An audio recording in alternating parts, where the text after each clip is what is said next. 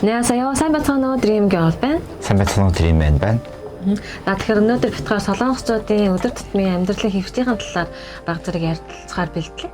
Миний хувьд бол солонгос ирээд гайхсан зүйлүүдийн нэг бол хогоо ялгаж хаях байсан.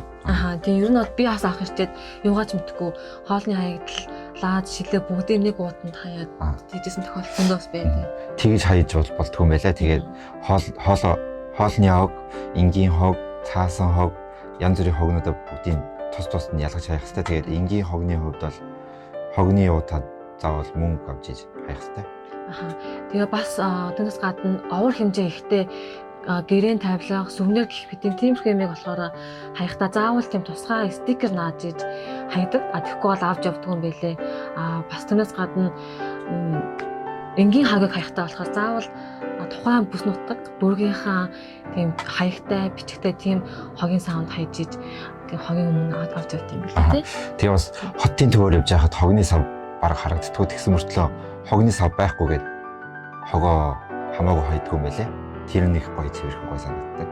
Тийм шүү. Тэгээд бас солонгосчуудын бас нэг юм гэхээр юмд ойчрлахтаа айгүйх тийм сайн. Тэгээд автобусны цугтаа ч гэсэн, галт тэрхэн цугтаа ч гэсэн, тэгээ хоолндоо орохдоо ч гэсэн заавал ер нь ойчрлж тэгж ордог. Тийм соёлтой санагдсан. Тий. Тэгээ миний хувьд бол парк дээр нэг тоглох гэж очсон чинь амар хүнтэй тэгээд нэг тоглоом хүртэл нэг цаг 40 минут яваач ирсэн тэгээд баруун дундаас нэг хараад дундаас нь болсон чинь тэгэл тэр өдөр тоглоогүй. Хүлээсээр агаад.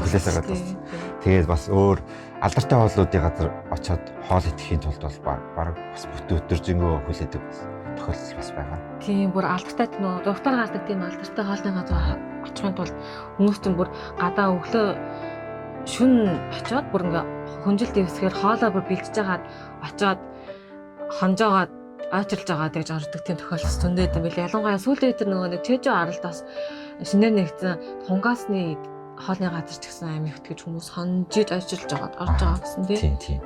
Тэгээд солонгост амьдрахтаа бол хогоо ялгаж заавал сайн хаях хэрэгтэй. Тэгээд очроороо игнэгээрээ амьдрах нь бас их гоё санагддаг байсан. Тийм манай монголчуудын бас сурах соёлын тийм. Тэгэхээр өнөөдөр бит хоёр солонгосчуудын өдөр тутмын амьдралын хэвшлийн талаар баг зэрэг ярилцлаа. Тэгээ өнөөдрийн бичлэг та бүхэн таалагдсан гэж бодож байгаа бол манай сувгийг Dream Korea сувгийг лайк дараад subscribe хийгээрэй. Дараа дахин уулзцгаая. Баяртай. Баярлалаа.